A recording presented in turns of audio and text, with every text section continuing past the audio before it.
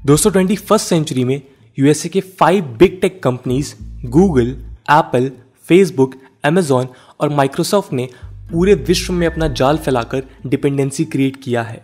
देखते ही देखते इन कंपनीज ने आज अपने सभी कॉम्पिटिटर्स को एलिमिनेट कर एक मोनोपोली क्रिएट की है।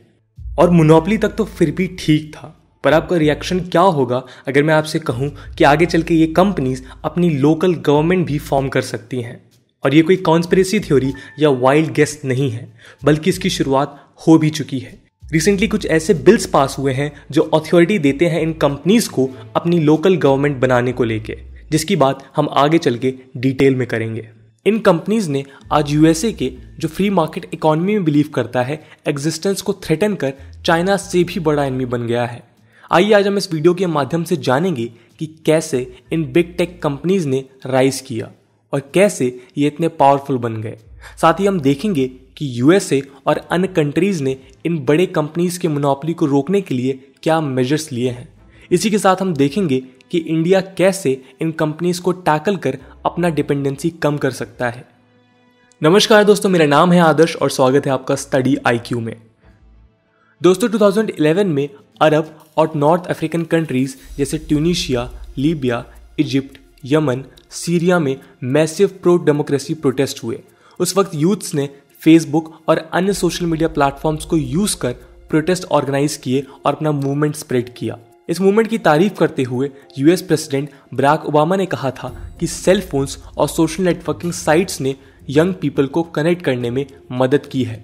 सोशल मीडिया ने एक नए जनरेशन को क्रिएट किया है जहां लोगों के वॉइसेस को सप्रेस नहीं किया जा सकता।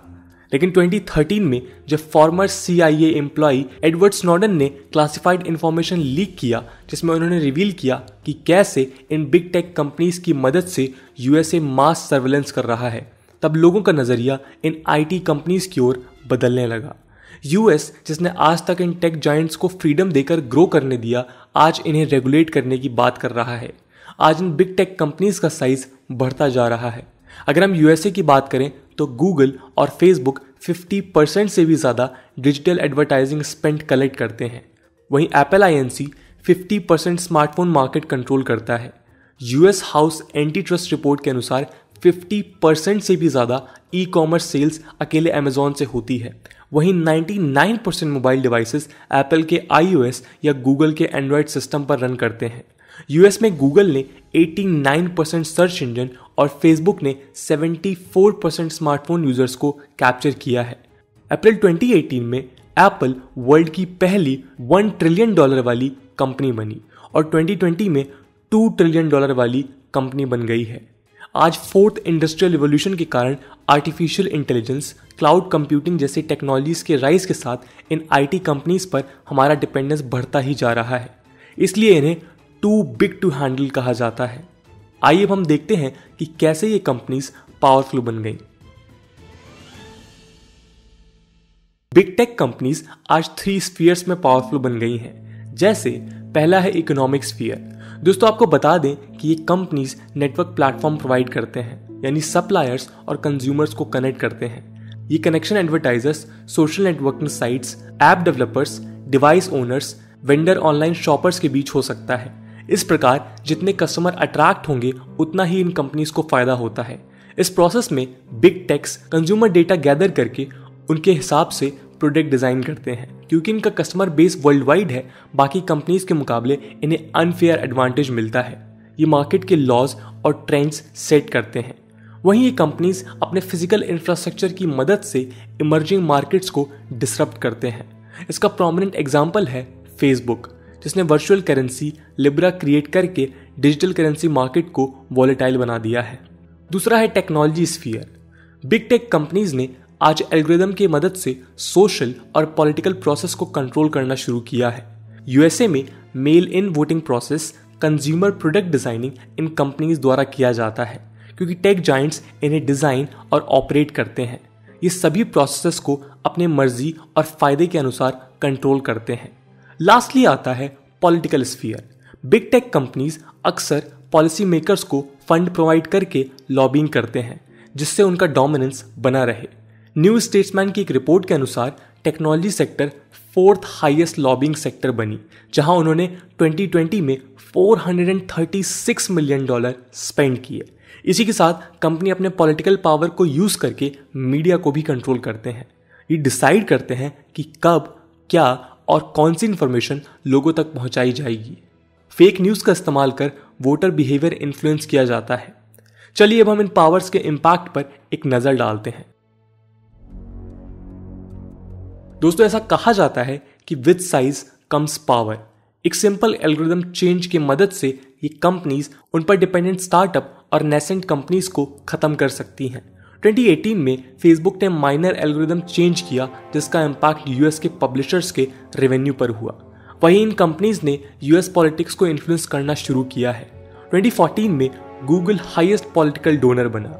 यूएस के सेंटर फॉर रिस्पॉन्सिव पॉलिटिक्स के अनुसार इन बिग टेक कंपनीज ने 2019 में $64 मिलियन लॉबिंग पर स्पेंड किया। ये उनके बढ़ते डायरेक्ट पॉलिसी इन्फ्लुएंस को रिफ्लेक्ट करता है। इसी के साथ जितनी ये कंपनीज बढ़ती जाएंगी, उतना ही इन्हें कंट्रोल करना डिफिकल्ट होगा। आज यूएसए इसी प्रॉब्लम से गुजर रहा है, जहां डिपेंडेंस के कारण ये कंपनीज को रेगुलेट करना एक इम्पॉसिबल टास्क बन गया है। इन कंपनीज ने लो टैक्स कंट्रीज जैसे लक्समबर्ग, बर्मुडा, आयरलैंड को अपना बेस बनाकर यूएस में टैक्स अवॉइड किया है। दोस्तों, बिग टेक कंपनीज ने आज अपने इकोनॉमिक माइट को यूज करते हुए पॉलिटिकल एरिना में भी घुसना शुरू किया है। रिसेंटली नेवादा स्टेट के गवर्नर स्टीव सिसोलक ने एक लेजिस्लेशन प्रपोज किया है। इस प्लान के तहत इन्वेस्टर्स को अट्रैक्ट करने के लिए इनोवेशन जोन स्टैब्लिश किए जाएंगे। बिग टेक्स इन जोन्स में अपना लोकल गवर्नमेंट चला सकती हैं, टैक्सेस इम्पोज कर सकती हैं, डिस्ट्रिक्ट स्कूल्स और कोर्ट स्टैब्लिश कर सकती हैं और गवर्नमेंट सर्विसेज प्रोवाइड कर सकती हैं। इवेंचुअली इन कंपनीज को इंडिपेंडेंटली गवर्न करने दिया जाएगा। जहां एक तरफ यूएस इन्हें रेगुलेट करने की बात कर रहा है, वहीं इस प्लान द्वारा उन्हें और पावरफुल बनाया जा रहा है। इसका इम्पैक्ट ये हो सकता है कि ये कंपनीज फ्यूचर में नेशनल गवर्नमेंट को अपोज और ब्लैकमेल कर सकती हैं। पॉलिसीज अगर उनके फेवर में ना हो तो कंपनी सेंसिटिव इंफॉर्मेशन को लीक करवा सकती हैं। वहीं ऑल्टरनेट गवर्नमेंट बनाकर लोगों में और पॉपुलर हो सकती हैं और धीरे धीरे पूरी कंट्री में फैल सकती हैं। ये घातक हो सकता है क्योंकि लोगों का मन डेमोक्रेसी से उठ जाएगा। यूएसए, जिसने ट्रेडिशनली इन कंपनीज को फ्रीडम दिया है, अब इन पर रेगुलेशन लगाने का प्रयास कर रहा है। 1998 में सबसे पहले माइक्रोसॉफ्ट पर लॉ सूट फाइल किया गया।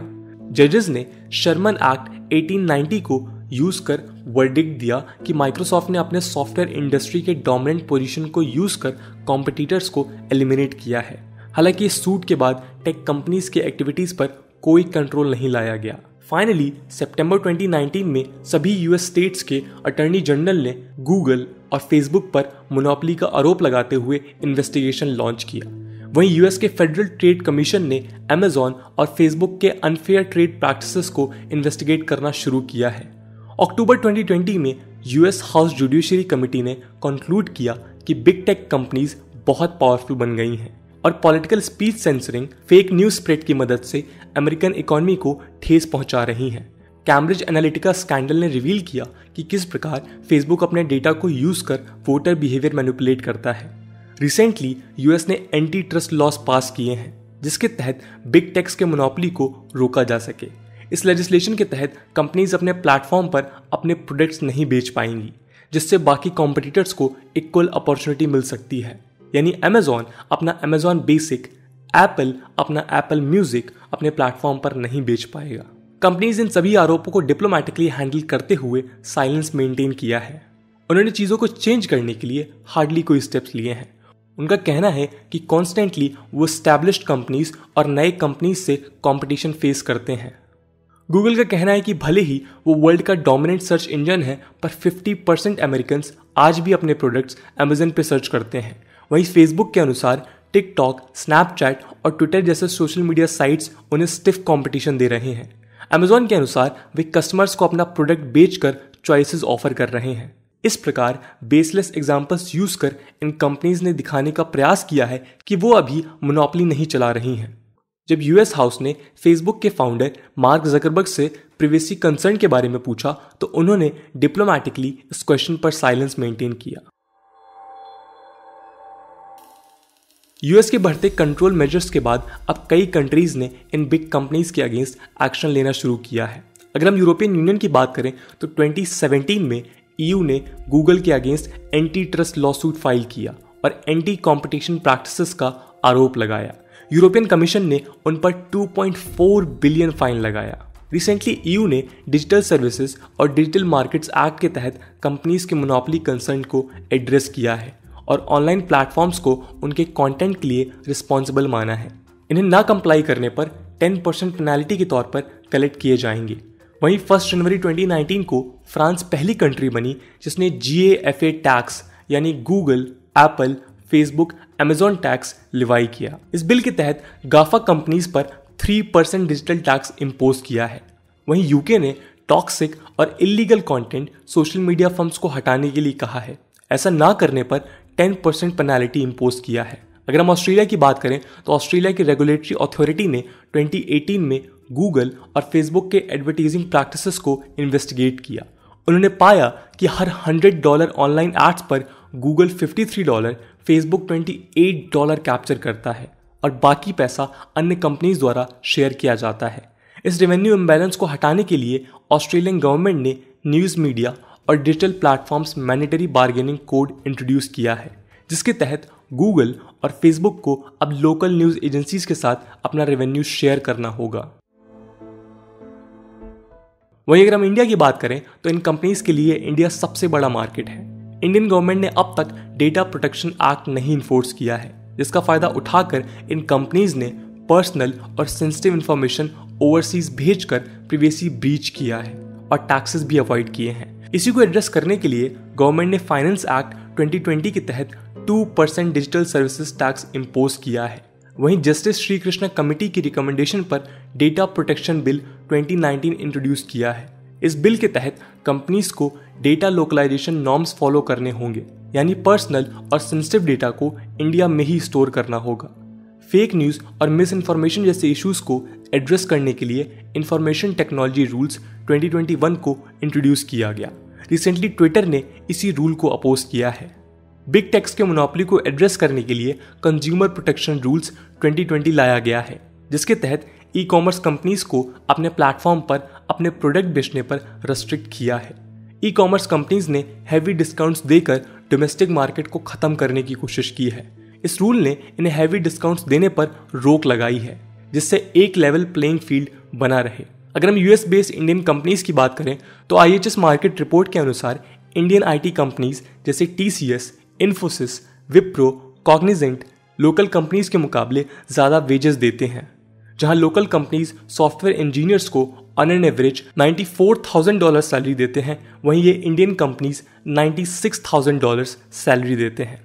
इस प्रकार हम देख सकते हैं कि कैसे बिग टेक कंपनीज ने अपने डोमिनेंट मार्केट पोजीशन को यूज कर USA और वर्ल्ड कम्युनिटी को थ्रेटन किया है। और अब वक्त है कि सभी कंट्रीज कोऑर्डिनेटेड एफर्ट्स लेकर इन कंपनीज को जल्द ही रेगुलेट करें। यदि USA को चाइनीज हेजेमनी को रोकना है तो पहले उसे अपने डोमेस्टिक कंपनीज को कंट्रोल करना होगा और अपना डिपेंडेंस मिनिमम रखना होगा। दोस्तों, आपका क्या ओपिनियन है इस मुद्दे के बारे में?